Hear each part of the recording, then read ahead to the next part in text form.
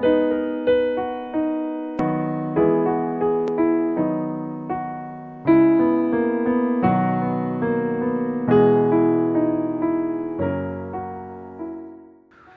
semana, como les comenté, empezamos hoy, o les comenté que íbamos a iniciar un estudio y así lo vamos a hacer. Vamos a iniciar el estudio del libro de Hechos. Y lo que vamos a hacer esta noche, y tal vez el otro miércoles, es dedicar un tiempo a algunos temas introductorios que nos van a ayudar a entender todo este libro. Son muchas cosas las que se pueden decir de forma general acerca del libro. El libro de Hechos comienza con una declaración, es la declaración del autor. Si tienen el libro de Hechos, ábranlo, capítulo 1, versículo 1, y allí dice el primer relato que escribí, Teófilo, trató de todo lo que Jesús comenzó a hacer y a enseñar. Así es. Esto nos dice que el escritor del libro de los Hechos no es otro que Lucas. Y uno diría, pero si aquí no está Lucas. Esto lo sabemos porque Lucas, el médico, quien es un historiador, también escribió el Evangelio de Lucas. En Lucas 1, si ponen ahí su marca, vamos a Lucas hacia atrás un poco. En Lucas 1 vemos estas palabras. En Lucas 1, versículo 1, dice esto, dice, por cuanto muchos han tratado de copilar la historia de las cosas que entre nosotros son muy ciertas, tal como nos las ha transmitido los que desde el principio fueron testigos oculares y ministros de la palabra, también me ha parecido conveniente, después de haber investigado todo con diligencia desde el principio, escribírtelas ordenadamente, excelentísimo Teófilo, para que sepas la verdad precisa acerca de las cosas que te han sido enseñadas. Si notan, otra vez tenemos la misma introducción. El Evangelio de Lucas incluye en los versículos iniciales una declaración igual como la encontramos en el libro de Hechos. Lucas es quien está investigando todo cuidadosamente desde el principio para presentarlo en orden consecutivo al más excelentísimo Teófilo. Entonces es el mismo Lucas, el médico amado del apóstol, compañero del apóstol Pablo, que escribió el Evangelio de Lucas y el libro de los Hechos. Y acerca de esto, todos los comentaristas están de acuerdo que el relato de Lucas comienza en Lucas 1:1 y termina al final en Hechos 28. Eso es. Todo es una gran historia, es una misma historia dividida en 2 tomos. Y son 2 tomos porque el Espíritu Santo en su sabiduría así lo hizo. Lo divide por varias razones. Yo creo que una de las razones clave de esta división es porque la actitud que encontramos en los apóstoles en el Evangelio de Lucas es diferente a la actitud que encontramos de los apóstoles en el libro de Hechos. En Lucas, los apóstoles están temerosos de todo lo que se viene. En Hechos, en el libro de Hechos, los apóstoles, al ver a Cristo resucitado, son energizados. En el Evangelio de Lucas, vemos a un grupo de seguidores de Jesús. En Hechos, vemos que a ellos son los que siguen. En Lucas, vemos el sufrimiento de Jesús. En Hechos, los que sufren son los apóstoles.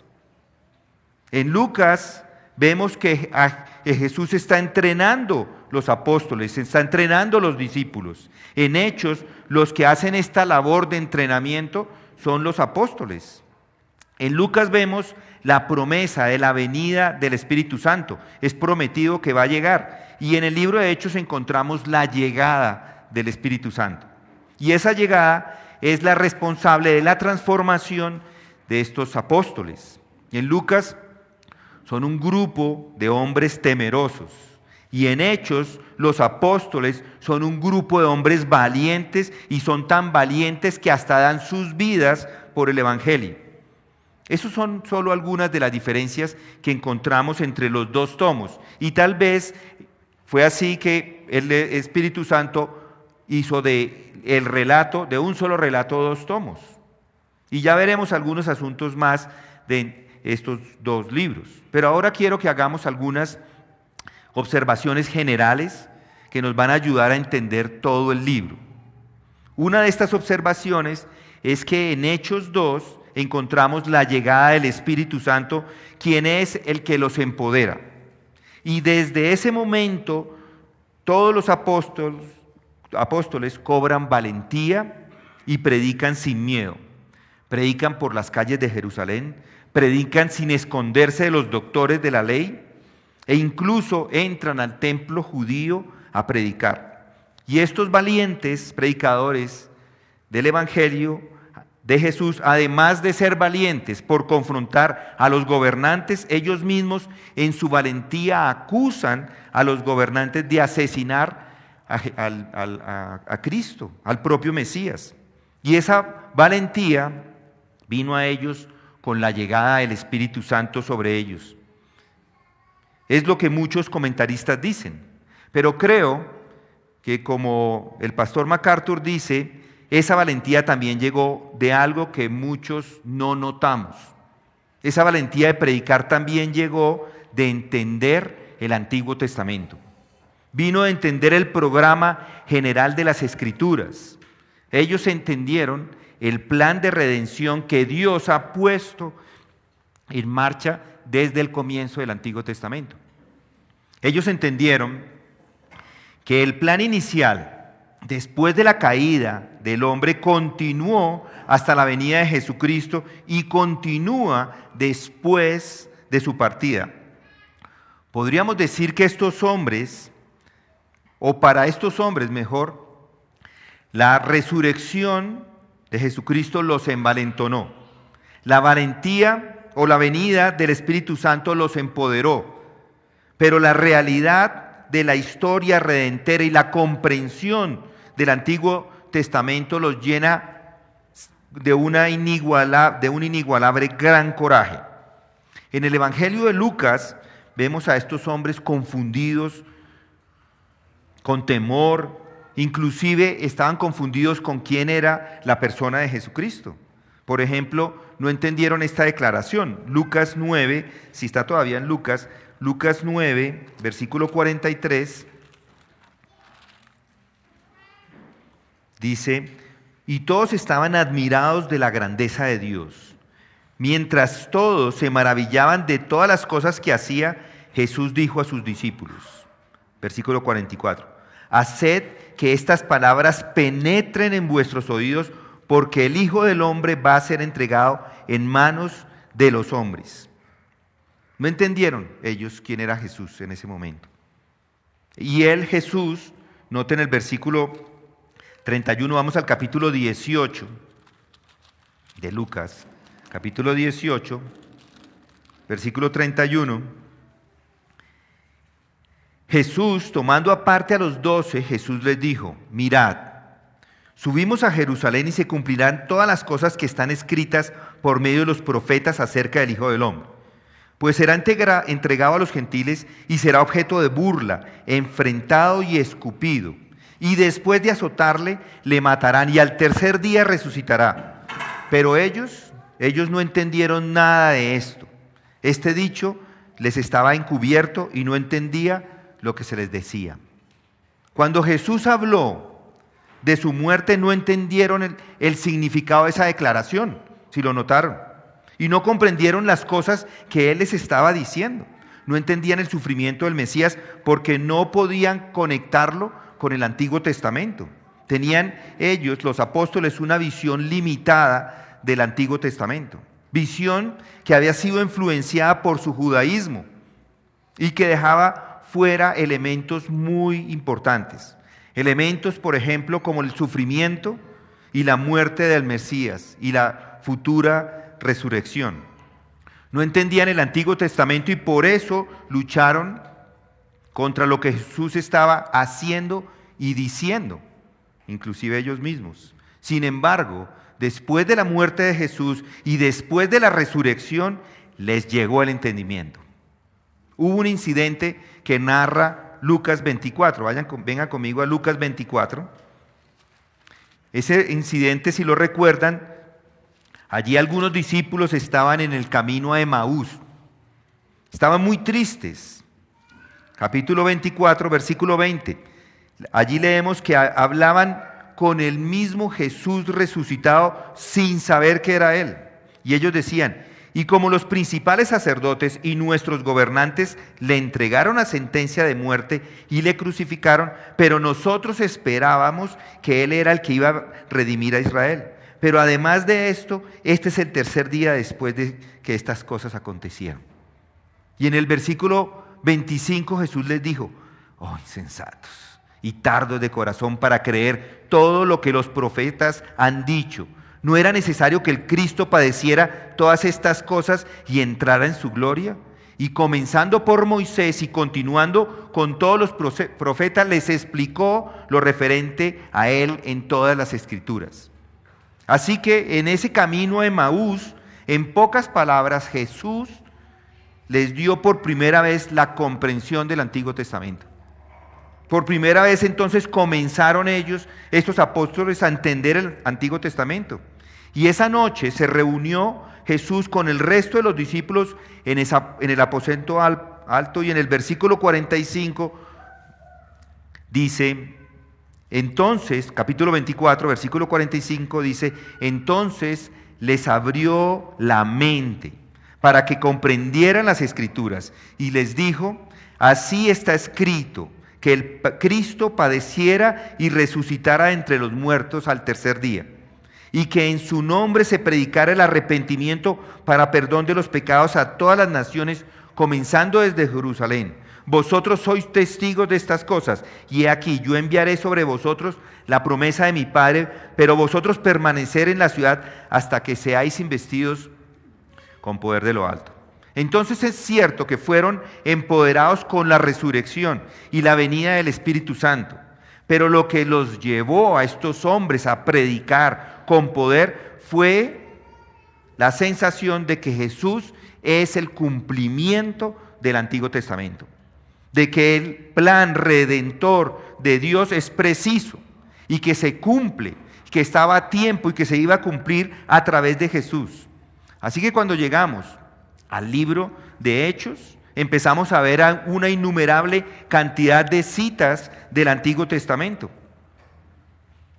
Citas que hablan de Jesucristo mismo, profetizado en el Antiguo Testamento. Vemos una cita después de otra acerca de Jesús y acerca de quién es Jesús. Los apóstoles saben que para entender entonces el Antiguo Testamento en su totalidad hay que unirlo a la revelación de Jesucristo. Por ejemplo, en Hechos 2, capítulo 2, versículo 17, ahora pasamos a Hechos otra vez, Hechos 2, versículo 17, allí encontramos una cita. Allí habla precisamente de esto. Y este texto es una cita de Joel 2, 28 al 32, en donde dice que todo el que invoque su nombre será salvo.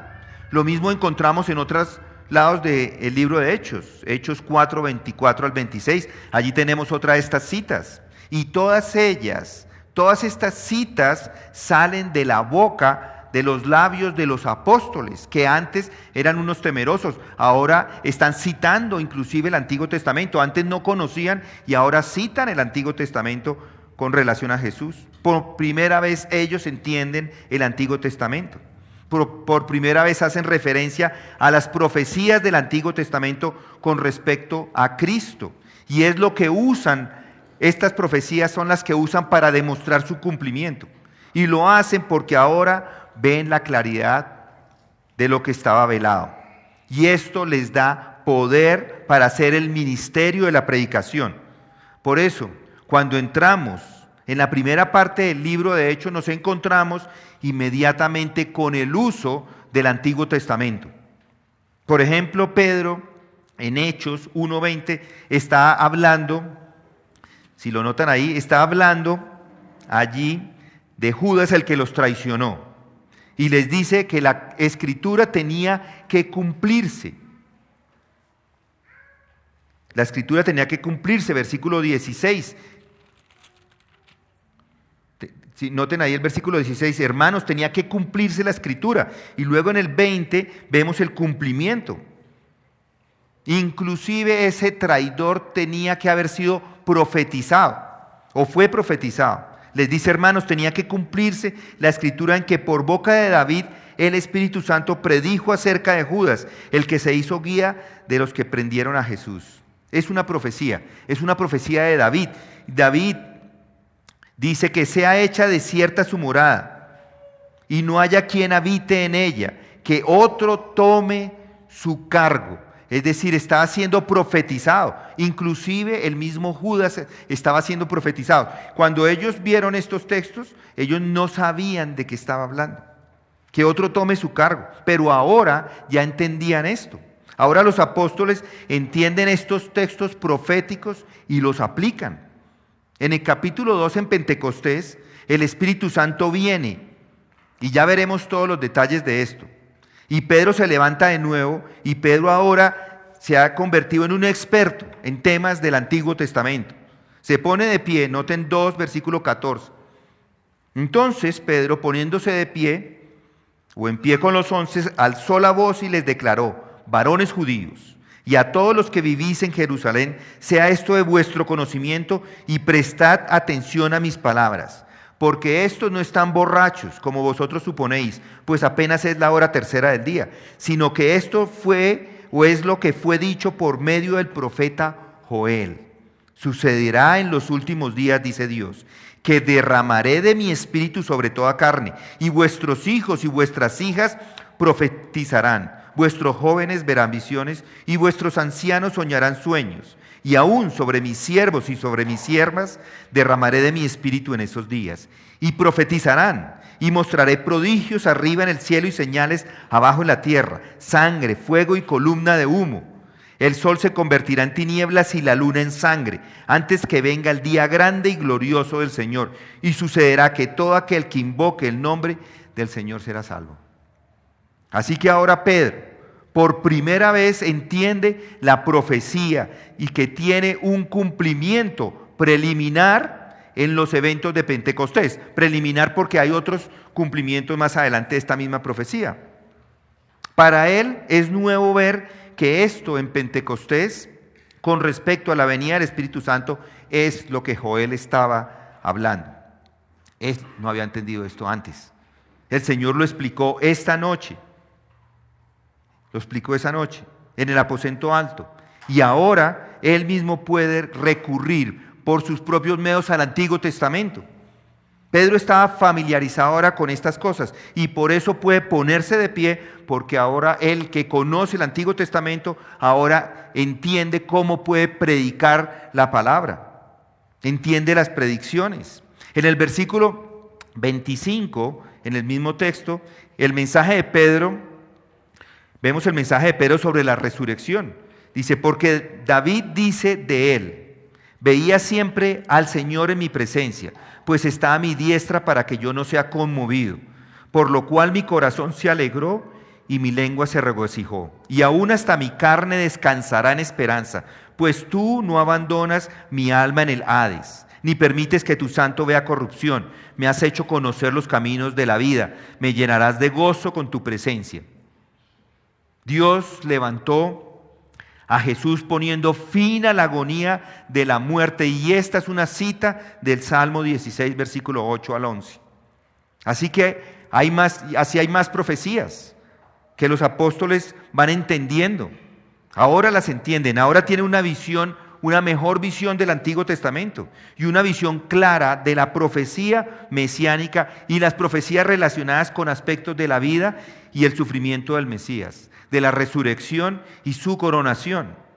Y en los sermones que encontramos en los capítulos 7 y 11 estos sermones son largas historias del Antiguo Testamento y todas estas largas historias llevan a Cristo.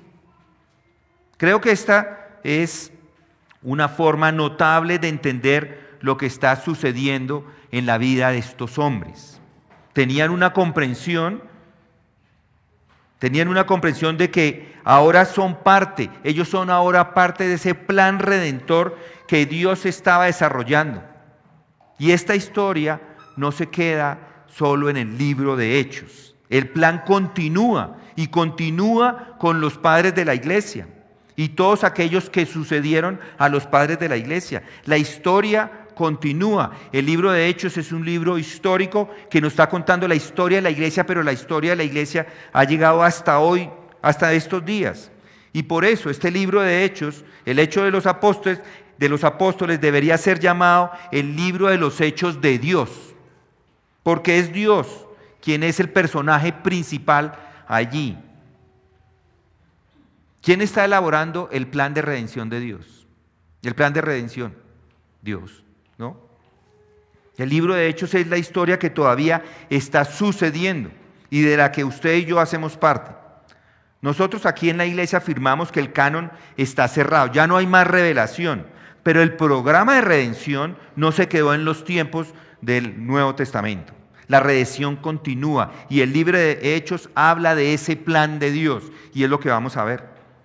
Plan que se lleva a cabo por medio de su Hijo y por la intercesión del Espíritu Santo. Y ese plan hoy día continúa por medio de la iglesia. Dios continúa su obra redentora. Dios continúa su obra redentora cumpliendo su plan de salvar a los suyos para su gloria eterna. Y lo está haciendo a través de Cristo. Todo inicia con un grupo de hombres aterrados de la partida de Jesús y no ha parado hasta nuestros días. Hechos relata el inicio, el libro de Hechos relata el inicio de la iglesia y ese relato se une a nuestra historia.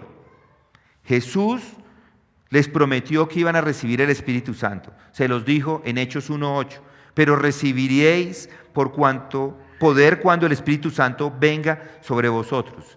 Y me seréis testigos en Jerusalén, en toda Judea y Samaria y hasta los confines de la tierra. Y con la llegada empezó la predicación del Evangelio por parte de los apóstoles. La predicación del Evangelio la vemos en Hechos 2. Allí inicia el crecimiento de la iglesia. Primero son un grupo de unos solos apóstoles, un grupo de apóstoles y no más, apenas unos pocos. Pero después de ese sermón que él hace en Hechos 2, vemos el versículo 41, vengan conmigo, Hechos 2, versículo 41, allí vemos que ese día de esa predicación, los efectos de ese sermón es que ese día se convirtieron 3,000 personas. 3,000 almas se convierten ese día. Y luego vemos más adelante que ellos continúan con esa predicación, continúan llevando el mensaje. Y noten versículo 4, capítulo 4. Allí el número de hombres pasó a 5,000. Ya no eran 3,000, ahora son 5,000. Y pónganse a pensar, 5,000 hombres. ¿Qué de las mujeres? ¿Qué de otras que estaban con ellos? Eso podían ser fácilmente 10,000 personas y más. Y luego veamos un poco más allá. El capítulo 5, versículo 14. Ya ni siquiera da números. En este momento para decir números. Versículo 14 dice, y más creyentes en el Señor, multitud de hombres y de mujeres se añadían constantemente al número de ellos. ¿Y por qué se añadían? Por la predicación del Evangelio. Continuaba predicando. Y más adelante, noten el versículo 7 del capítulo 6. Capítulo 6, versículo 7. Allí encontramos que la palabra de Dios crecía. Y el número de los discípulos se multiplicaba en gran manera en Jerusalén. Y muchos de los sacerdotes obedecían a la fe. Otra vez, continúan este crecimiento de la iglesia. Luego, en el capítulo 8, versículo 12, allí vemos otra vez el crecimiento. Pero cuando creyeron a Felipe, que anunciaba las buenas nuevas del reino de Dios, otra vez, esto es el Evangelio. No es otra cosa más que el Evangelio. Y el nombre de Cristo Jesús se bautizaban tanto hombres como mujeres. Crecía, esto continuaba ese crecimiento. Luego en el capítulo 11, versículo 24, ya dice el versículo 24 al final dice, y una gran multitud fue agregada al Señor. Esto es imposible que hubiera salido estos 12 hombres. Era imposible que 12 hombres hicieran lo que está pasando en este momento. Esta es la obra de Dios que estaba en este momento multiplicándose por todas partes, porque además tenían muchas personas alrededor que eran contrarias a lo que ellos estaban haciendo, pero la obra se continuaba. Versículo 24 del capítulo 12, pero la palabra del Señor crecía y se multiplicaba. Si lo noten, cómo crece, cómo crece, cómo crece. Capítulo 14, versículo 1. Aconteció que en Iconio entraron juntos en la sinagoga de los judíos y hablaron de tal manera que creyó una gran multitud, tanto de griegos como de judíos. Luego, capítulo 16, versículo 5, así que las iglesias eran confirmadas en la fe y diariamente crecían en número. Versículo 20, capítulo 19, así crecía poderosamente y prevalecía la palabra del Señor. Y ya vamos llegando al final, y todo esto es por la predicación del evangelio de estos hombres. Este es el crecimiento, es un crecimiento exponencial de la iglesia. Recuerden, y no es hombres, es la palabra de Dios. Pedro y Juan desaparecen en la primera parte del libro de los Hechos. Ya no los volvemos a ver.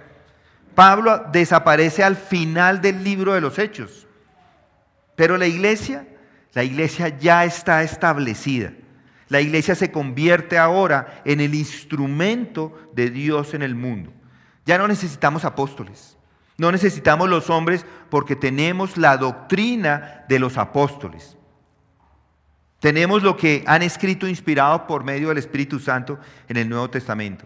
Hoy la iglesia no lo entiende o se confunde acerca de su propósito, acerca de su misión, acerca de su llamado. Noten el llamado, noten la misión, lo acabamos de ver, es predicar el evangelio. No es complicado, no es difícil, no es algo para discutir, no es algo vago que está por ahí metido entre los textos, no, está establecido en el libro de Hechos de forma muy clara. Es lo mismo hoy como lo fue en ese entonces. Es increíble que hay confusión sobre lo que se supone, cuál es el deber de la iglesia en este mundo. Y es de esto de lo que vamos a hablar con algo de profundidad. Y para adelantarles, este es el propósito de la iglesia, la predicación. El propósito de la iglesia es llevar el evangelio, es llamar a las personas al arrepentimiento y que sean bautizadas y que crean, que sean perdonadas y que reciban el Espíritu Santo. Eso fue lo que hizo la iglesia primitiva. ¿Y cómo lo hizo? ¿Cómo logró ese crecimiento explosivo? Predicando el evangelio. No sabemos si Dios va a hacer lo mismo aquí en Colombia, en nuestra iglesia, en medio de nosotros. Pero vamos a predicar igual el evangelio, porque Dios es soberano.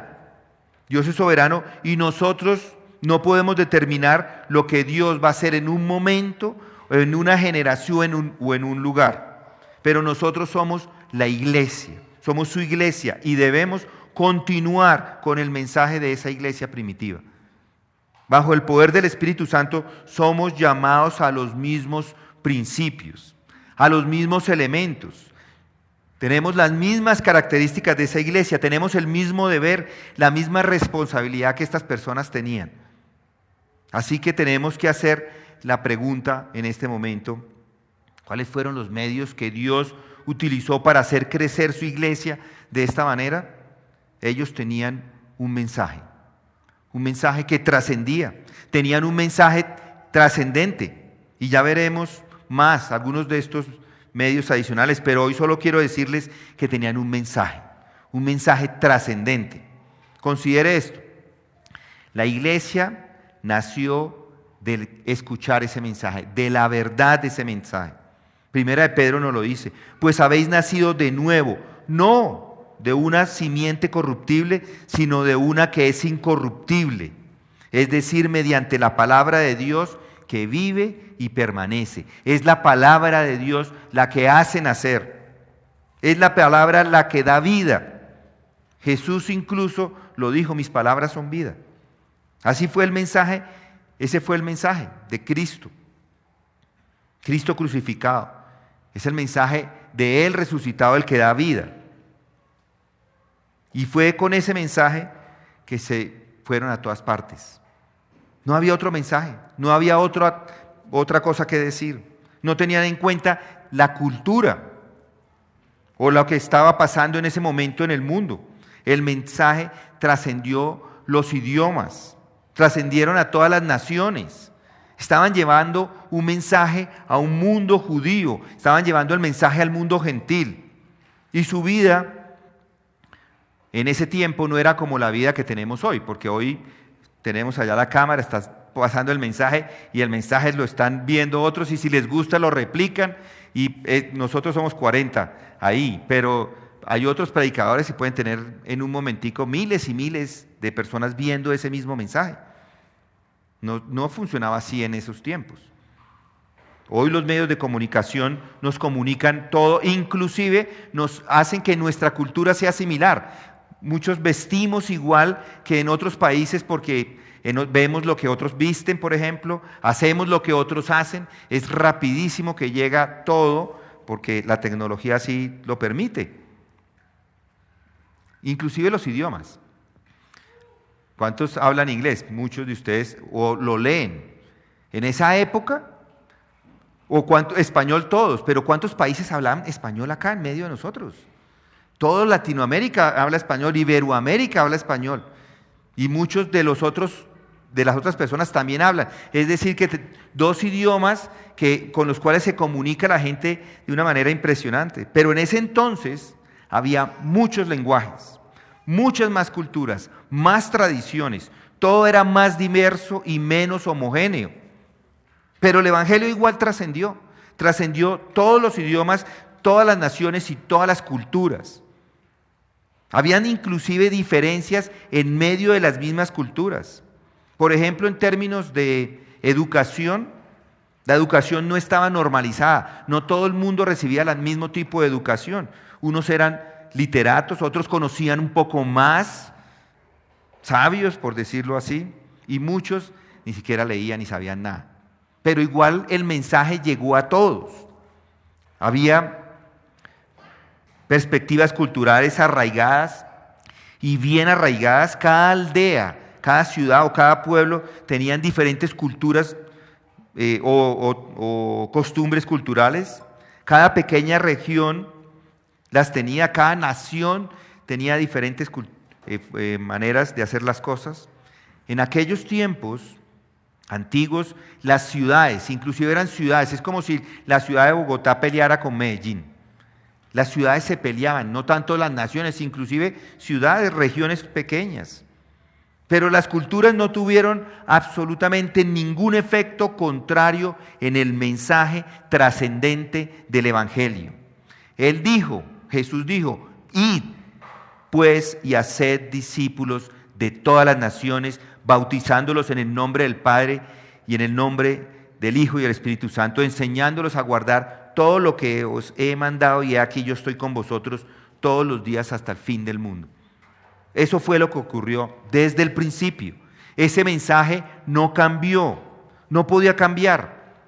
E incluso en el día de Pentecostés, en Jerusalén habían partos, medas y elamitas, habitantes de Mesopotamia, de Judea y de Capadocia, del Pontio y de Asia, de Frigia y de Panfilia, de Egipto y de las regiones de Libia, alrededor de Cirene, viajeros de Roma, tanto judíos como prosélitos, cretenses y árabes. Estaban ese día allí, todos estaban en Jerusalén, pero también estaban en todas partes, venían de todos los lugares, y para ellos, ¿qué se hizo? Se predicó el mismo mensaje a todos.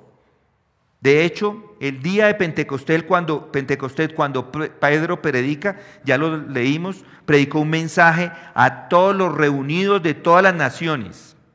Predicó a Cristo crucificado y resucitado de entre los muertos. No le importó la cultura de estas naciones. Él predicó a Cristo como Señor. Llamó a esas personas, cualquiera que fuera su idioma, cualquiera que fuera su nación, cualquiera que fueran sus normas sociales, arrepiéntanse, les dijo. Arrepiéntanse. Les llamó a creer en el Evangelio. Y en ese momento 3,000 personas respondieron con fe y fueron bautizadas. Impresionante. Es un mensaje. Ahora, muchos, piensen en esto, muchos de ellos creyeron y no vivían en Jerusalén, solo estaban allí porque era Pentecostés. Y así los creyentes en Jerusalén tuvieron que recibir a todas esas personas, porque no tenían un lugar a donde ir, era la única iglesia, la primera iglesia y la única. ¿Qué hicieron? No se fueron, muchos se quedaron y fueron recibidos por la iglesia y estaban en ese lugar, se quedaron allí. La única iglesia en el mundo era esa.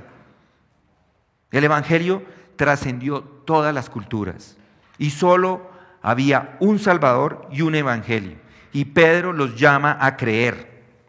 Ese era el mensaje por donde quiera que ellos fueran. Ese era el mensaje por donde quiera que Pablo fuera. Y por ese mensaje Pablo fue criticado. Se burlaron de él porque estaba marcado por la ausencia de oratoria, por no ser muy impresionante, porque no tenía una especie de personalidad atractiva. Se burlaron de él por su simplicidad. El mensaje no vino con sabiduría humana, él vino y predicó a Cristo y a este crucificado. Y eso para ellos era necedad. Pero en las palabras de Pablo no hay ningún intento de acomodar el Evangelio o la instrucción a la cultura. Nada de contextualizar. El único contexto era la Escritura, pero no el lugar donde vivían, ni la cultura, ni a dónde iban. El mensaje de Cristo es trascendente, que atraviesa el mundo e ignora los matices del orden social o las peculiaridades o las costumbres. Y el estilo no importa. Nuestro mensaje tiene que ir a cualquier persona, a cualquier lugar, a cualquier espacio. Nuestro mensaje tiene que ignorar las tendencias de la moda. Tiene que ignorar si somos muy tecnológicos o no, si nos gusta un tipo de música o no. El mensaje es el mismo. El único contexto que necesita dominar a alguien es el contexto bíblico, no más. Es la palabra del Señor la que salva y santifica. ¿Sabe una cosa? Estamos viviendo en un mundo no muy diferente a ese mundo en este sentido. Los barrios que nos rodean son más o menos los mismos, eran barrios iguales como los tenemos hoy.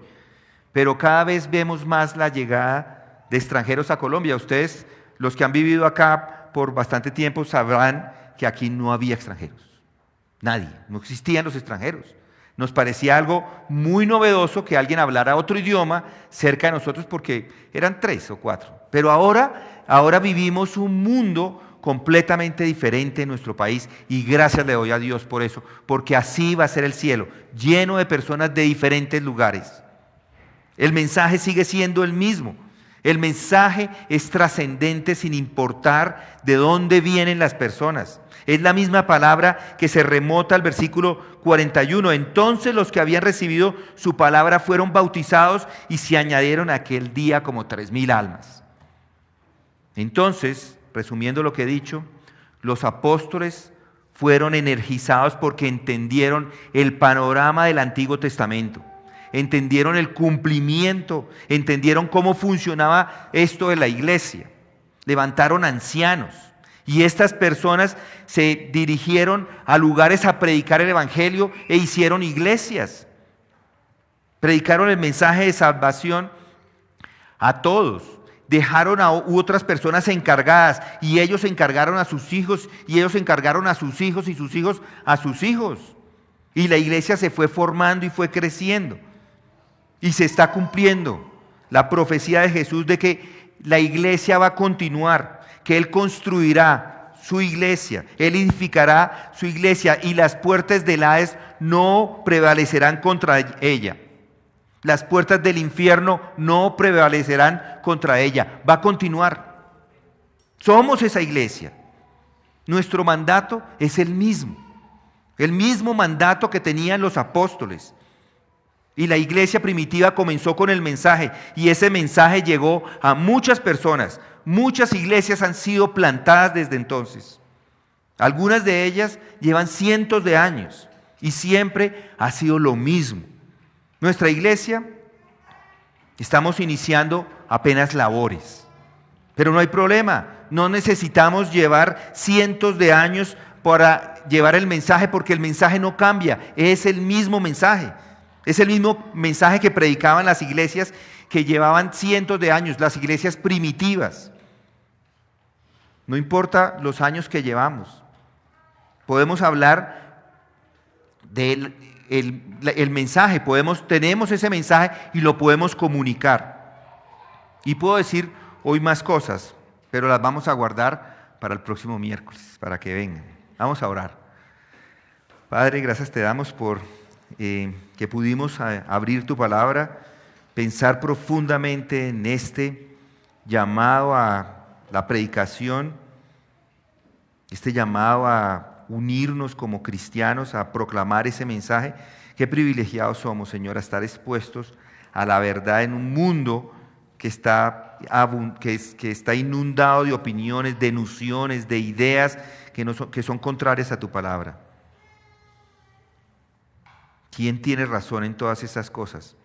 ¿Cómo saber qué es lo correcto, Señor? Ayúdanos a escuchar tu verdad, que es la que en realidad nos muestra la verdad absoluta. Que seamos fieles, Señor, como cristianos. Tal vez algunos seamos fieles de manera individual, pero seamos fieles también como iglesia, Señor. Fieles a ese llamado.